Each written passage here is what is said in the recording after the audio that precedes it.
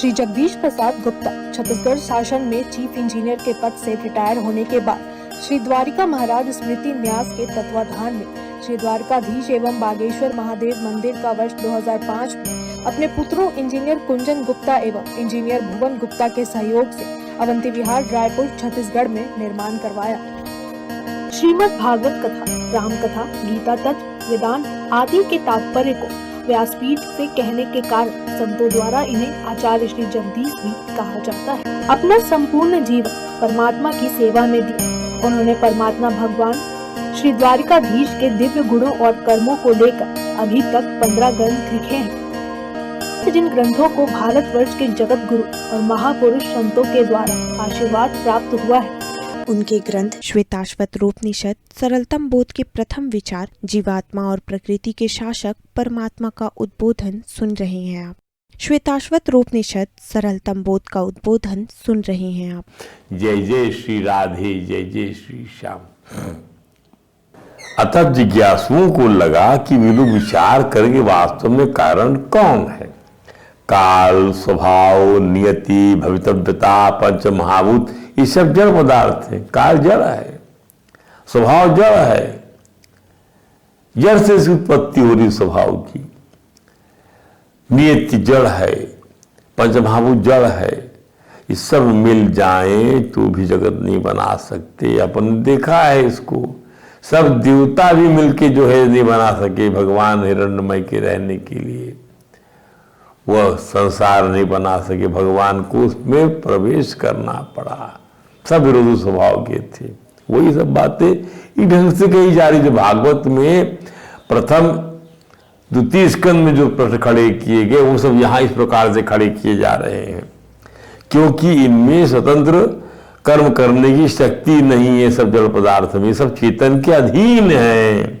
जिन जड़ वस्तुओं के मेल से कोई नई चीज उत्पन्न होती है, जिन जड़ वस्तुओं के मेल से, वह उसके संचालक और उसी के भोगार्थ कही जाती है। जिन जड़ वस्तुओं के मेल से दो जड़ वस्तु मिला दीजिए तो क्या हुआ, जो बनाने वाला है उस वस्तु को, उसका संचालक, उसी के भोग के लिए वो कामना आएगी। इनके सिवाय पुरुष अर्थात जीवात्मा जगत कारण नहीं हो सकता, क्योंकि वह सुख दुख के हेतु प्रारब्ध के अधीन है। जीवात्मा अभी है, 4 दिन की वायु उसकी थी, 40 दिन की उसकी थी, 40 महीने की उसकी थी, 40 साल की उसकी है, आदि आदि। वह भी उसे कुछ नहीं कर सकता, स्वतंत्र नहीं है, जीव पर अधीन है। स्वतंत्र एक केवल परमात्मा है। अतः कारण तत्व की जिज्ञासा ने उनकी आंखें बंद कर दी। जब आप कारण तत्व में जाएंगे तो आप आंखें बंद कर लेंगे। वे अंतःकरण में झांक कर कारण का पता लगाने के लिए ध्यान योग करने लगे। अब आपको ध्यान करना, ध्यान योग करने लगे।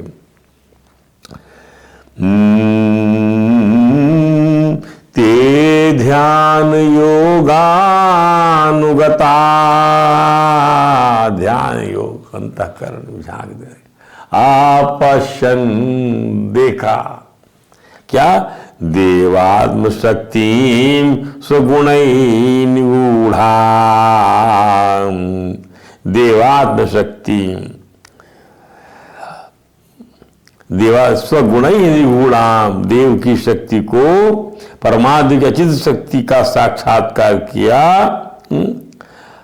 जो अपने ही गुणों से ढकी हुई थी। स्वगुण निगूढ़ाम, उस शक्ति को, देवा शक्ति को जो ढकी हुई है। जैसे अग्नि जो है ढकी हुई है लकड़ी के भीतर में, वैसे ही साक्षात्कार कर लिया। अरे वाह, यहाँ परमात्मा जो है विराजमान है। और इस प्रकार उन्हें समझ आया परमात्मा अकेला ही उस काल से लेकर जीवात्मा तक संपूर्ण कारणों पर शासन करता है। अब जब जिज्ञासु गुण अपने मन और इंद्रियों को बाहर के विषयों से हटाकर, मन को और इंद्रियों को बाहर के विषयों से हटाइए और प्रभु को, परब्रह्म को जानने के लिए उन्हीं का चिंतन करने में तत्पर हो जाइए। जिज्ञासु ने यही किया। तब ध्यान करते करते उन्हें परमात्मा की महिमा का अनुभव हो गया। इसका अर्थ हम भी ऐसा कर सकते हैं, इंद्रियों को हटाइए बाहर के विषयों से, मन को इसलिए ध्यान करना। ध्यान करने का अर्थ क्या है कि हमको असंपृक्त हो जाना है बाहरी विषयों से। ये बाहरी दरवाजे खुलते हैं बाहर की ओर, इसको अंदर की ओर खोलना है, क्योंकि अंतःकरण में विराजमान है परमात्मा, और परमात्मा का आभास होता है खुले रूप में। ध्यान दीजिए, और भुला देता है वो आभास आपको कि हमारे नजदीक बैठा हुआ वो प्रभु है। तब ध्यान करते करते उनको परमात्मा की महिमा का अनुभव उन्होंने, उन जिज्ञासु लोगों ने उन परदेव परम देव परमेश्वर की स्वरूभूत अचिंत्य दिव्य शक्ति का साक्षात्कार किया।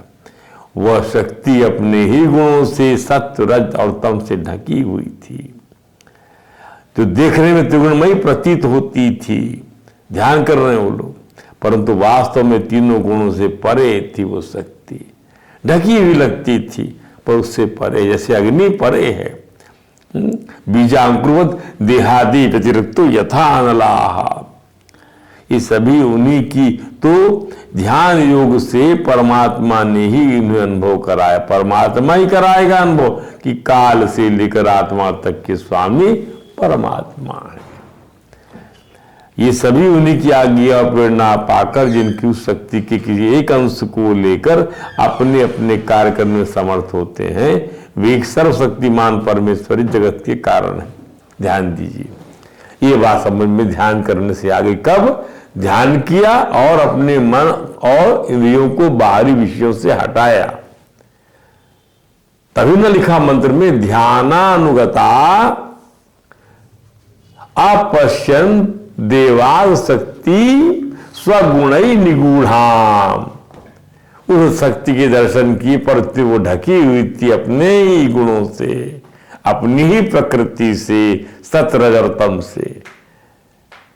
ये शरीर ढका हुआ है, अनुभव नहीं होने देता शरीर का आकर्षण, शरीर की मांग, शरीर की वासना, शरीर के संबंध, शरीर की महत्ता, शरीर का अहम,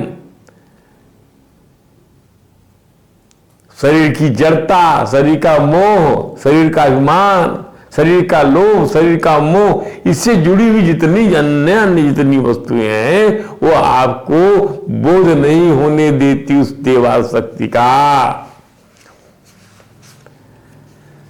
श्रीमद् भागवत वेदों का भाष्य है। मुक्ति की अभिलाषा करने वाला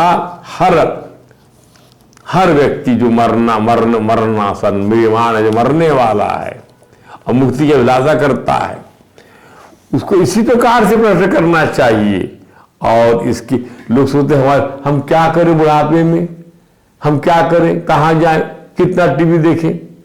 तो या तो डॉक्टर के पास जाते हैं इलाज कराने के लिए, या फालतू की बातें करते हैं, छिद्र देखते हैं, निंदा करते हैं, इसको निहारते हैं, उसको निहारते हैं, लेकिन अपने अंतःकरण को नहीं निहारते, अपनी इंद्री और अपने मन को बाहरी विषयों से हटाकर। यही कमी है, बहुत बड़ी कमी है ये मनुष्य के अंदर। यदि ऐसा कर ले वो जिज्ञासु बन जाएंगे। अर्थार्थी थे, हाँ थे, धन कमाते थे, दुखी थे, हाँ दुखी थे। ये भगवान ने बताया ना, श्री ने बताया ना भाई, अर्थार्थी जिज्ञासु भक्त तो बनो, विचार तो करो कि कभी तभी विचार करो, जब शमशान जाओ तभी विचार करोगे क्या? नित्य विचार करो, नित्य पढ़ो, नित्य भगवान कथा का आश्रय लो। यही बात तो, इससे यदि आपको मुक्ति की चाहना है कि अनर्थ परंपरा समाप्त हो जावे, तो आपको करना पड़ेगा। तो राजन, आपको सहारा लेना पड़ेगा, मुक्ति को भक्ति का सहारा लेना पड़ता है। जैसे जल को थल का सहारा लेना पड़ता है, वैसे ही भगवान की कथा का सहारा लेना पड़ेगा। चाहे सन्यासी हो, चाहे कोई हो, भगवान श्री कृष्ण की कथा का आश्रय लिए बिना उनके द्वारा कहे गए उपदेशों को, वेद वेदांतों को, पुराणों को, उपनिषदों का स्वाध्याय के बिना आप जो है उसके प्रति श्रद्धा रखे बिना, उसके सुने बिना आप जो है नहीं प्राप्त, मुक्ति की तरफ नहीं जा सकते। आपकी संस्कार, आपकी अदर परंपरा की का कभी अंत हो ही नहीं सकता। मैं ज्यादा विस्तार नहीं करना चाहता हूं, समय समय पर सब बातें आपके समक्ष रखी जाएंगी। तो इसके समाधान के परमात्मा का परमहंसों ने सृष्टि विज्ञान द्वारा निरूपण किया है। परमहंसों सृष्टि विज्ञान के द्वारा कैसे संसार बना उसे समझना चाहिए। ये प्रश्न कोई आसान नहीं है। प्रश्नों का समाधान जो है ये आसान नहीं है। ये ऐसे प्रश्न तो स्वयं ब्रह्मा जी ने नारायण भगवान से किया था, क्योंकि नारायण ही आदि ज्ञान है। स्वयं भगवान नारायण ने ब्रह्मा जी को उपदेश दिया था। वही उपदेश वेदगर्भ स्वयंभू ब्रह्मा जी ने देवर्षि नारद जी को दिया, और वही पूछने पर नारद जी को जो सागर उत्तर प्राप्त दिया था, उसी को हम यहाँ पर ब्रह्म चर्चा करने वाले जिज्ञासुओं के प्रश्नों के समाधान के लिए प्रस्तुत करते हैं। अब हम भागवत कोड करते हैं ताकि उस सत्संग ही हो रहा है ना, हम तो विवेचना आपके माध्यम से आप सुन रहे हैं, इस माध्यम से सत्संग कर रहे हैं, तो उसमें वो बात को समाधान कर। ब्रह्मा जी से भी ये प्रश्न किया तो जिज्ञासु गण आपस में कर रहे हैं, वेदज्ञ ब्राह्मणों से आपस में। देश क्या पूछा नारद जी ने अपने पिता ब्रह्मा जी से, यद रूपम अधिष्ठानम यथा यत सृष्टम इदम प्रभो या संस्थम यत परम तत् तत्वं वद तत्वतः। हे प्रभु, हे पिताश्री, हे ब्रह्मा जी, हे मेरे पिता,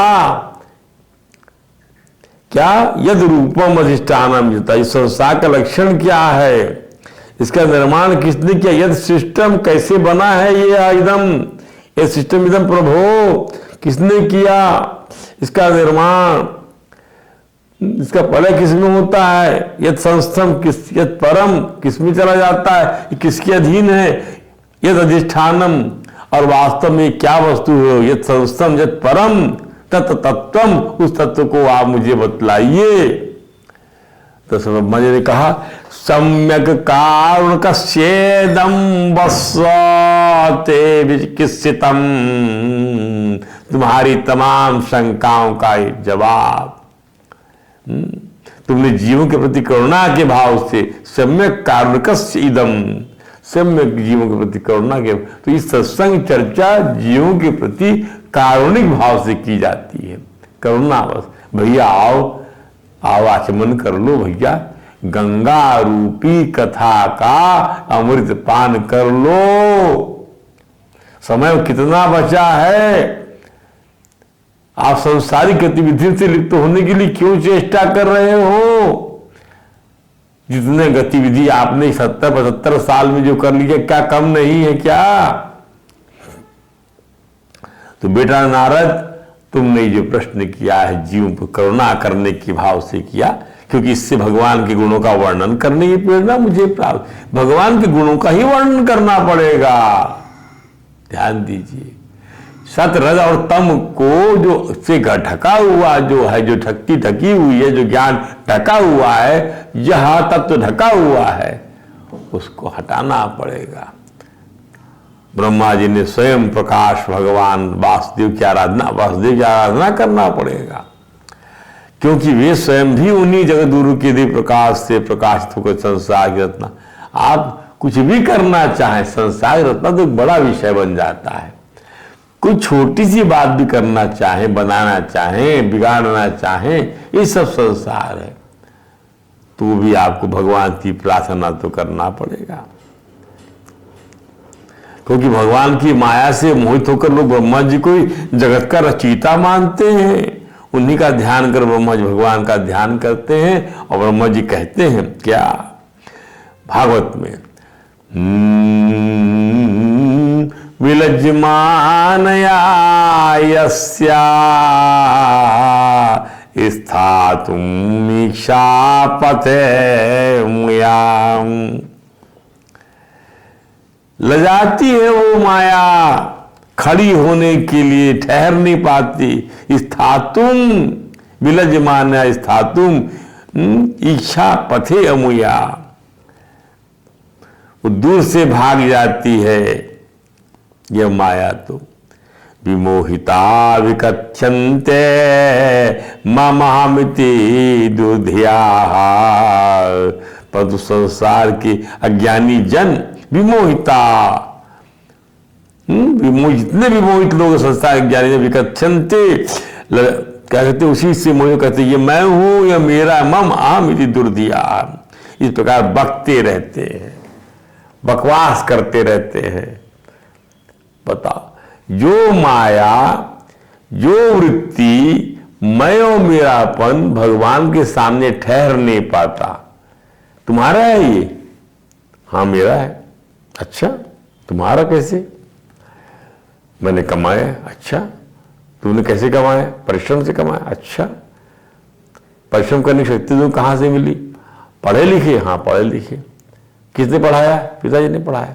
तो पिताजी ना कारण बन गए, पिताजी कारण बन गए, माताजी कारण बन गई, तो तुम्हारा क्या बन के आया? मैं करते रहते हो।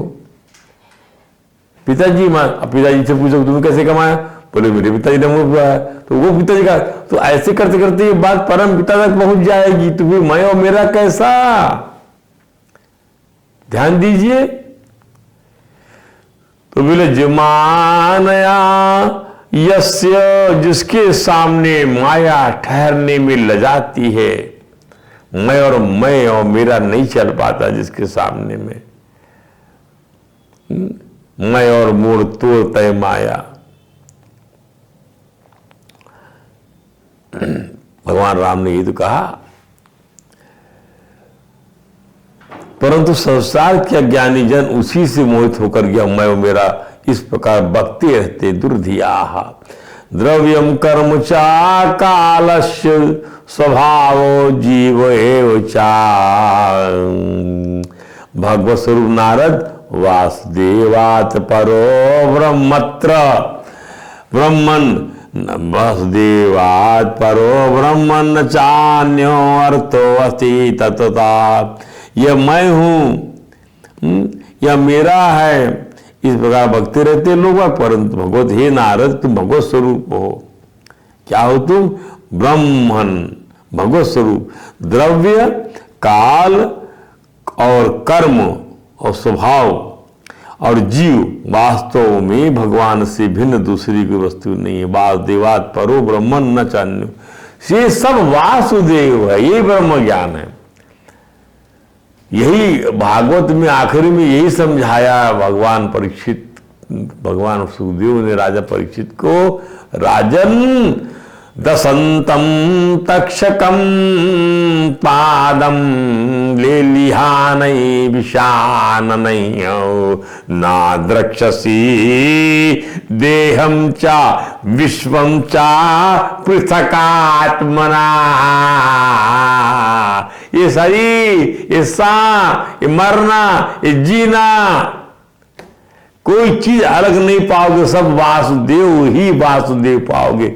ईशावासम इदम सर्वम यत्किंच जगत्याम जगत् तेन त्यक्तेन भुंजिता मागधा कस्मिन् धनम। सब जगह वही व्याप्त है। किसका धन है ये? उसी का धन है। जो दे रहा है वो खाओ पियो मौज करो, मैं और मेरा मत करो। वास्तव में भिन्न दूसरी की वस्तु नहीं। तो श्री श्वेताश्वरोपनिषद की जिज्ञासु के समस्त प्रश्नों के उत्तर ब्रह्मा जी ने देवर्षि नारद के माध्यम से हम सभी वेदांत पुराण साधकों को दे दिया। भगवान से नारायण भिन्न दूसरी कोई चीज नहीं है। इस बारे में फिर जो बात कर, दूसरी कोई वस्तु नहीं है। भगवान कहा वेद गर्भ ब्रह्मा जी ने, नारायण परा वेदा देवा नारायण अंगजा वेद नारायण के परायण हैं, अर्थात वे देखिए भगवान को गाते हैं, भगवान का अनुगमन करते हैं, भगवान भगवान कहते रहते हैं, और देवता नारायण के अंगों में कल्पित किए गए हैं। नारायण परालोका, और समस्त यज्ञ भी नारायण की प्रसन्नता के किया जाता है। नारायण परामखा, नारायण परालोका, जिनसे जिन लोगों की प्राप्ति तथा जिनसे जिन लोगों की प्राप्ति होती है वे भी भगवान नारायण में ही हैं। नारायण परालोका, जिनसे जिन लोगों की प्राप्ति होती है वो भी सब भगवान नारायण है। कहीं पर भी जाओ, जड़ से हटकर तो कुछ भी नहीं है, जड़ ही तो सब कुछ है। जड़ देती है पानी तो सब फलते और फूलते हैं, वो जड़ है भगवान नारायण, श्रीमन नारायण कृष्ण। तो इस प्रकार के योग भी नारायण के प्रति प्राप्ति की हेतु है। नारायण परो योगो, नारायण परम तपः, नारायण परम ज्ञानम, नारायण परागति ही। सब प्रकार की तपस्या भगवान नारायण को ले जाने वाली हैं। ज्ञान के द्वारा भगवान नारायण ही जाने जाते हैं। समस्त साध्य और साधनों का पर्यवसान भगवान नारायण में ही होता है। पुरुष ब्रह्मा जी ने देवर्षि जी नारद जी को यह स्पष्ट कर दिया कि भगवान श्रीमन नारायण ने ही सृष्टि, स्थिति और प्रलय के लिए रजोगुण, तमोगुण और सतोगुण, ये तीनों माया गुणों को स्वीकार किया है। ब्रह्मा जी यही तो कहते, कार्य कारण कर्तृत्वे द्रव्य ज्ञान क्रियाश्रया बदनन्ति नितदा मुक्तम मायनम पुरुषम गुणाः सैष भगवान लिंग स्थिभिरे विरक्तो स्वालक्षित गतिर्ब्रह्म सर्वेषां चेश्वर। ये तीनों गुण द्रव्य ज्ञान क्रिया का आश्रय लेकर मायातीत नित्य मुक्त पुरुष जीवात्मा को ही माया में स्थित होने पर कार्य कारण कर्ता मान से बांध लेते हैं। ध्यान दीजिए, नित्य मुक्त पुरुष को ही तीनों गुण द्रव्य ज्ञान क्रिया का आश्रय लेकर, ये तीनों का करते द्रव्य का, क्रिया का और ज्ञान का आश्रय लेकर जो मायातीत नित्य पुरुष है भगवान कांस जीवात्मा, उसको ही माया में स्थित होने पर, वो माया में जब स्थित होता तो उसको ही बांध लेते हैं, कार्य कारण और कर्तापन के मान से बांध लेते हैं। ध्यान दीजिए, स भगवान लिंग स्थिर रे भीर दोक्षजा। नारद इंद्रियातीत भगवान गुणों के इन तीन आवरणों से अपने स्वरूप को भली भांति ढक लेते हैं। इंद्रियातीत भगवान इन तीन आवरणों से अपने स्वरूप को, इसलिए लोग उनको नहीं जान पाते, जो कि उसमें श्वेता स्वरूप के मंत्र में भी आया, ध्यानानुगता आपश्यन स्वागुण निगुणा देवाद शक्ति, तीनों गुण ढक गया हुआ है भगवान का स्वरूप। भगवान नारायण कृष्ण की सारे संसार के और मेरे भी एकमात्र स्वामी हैं।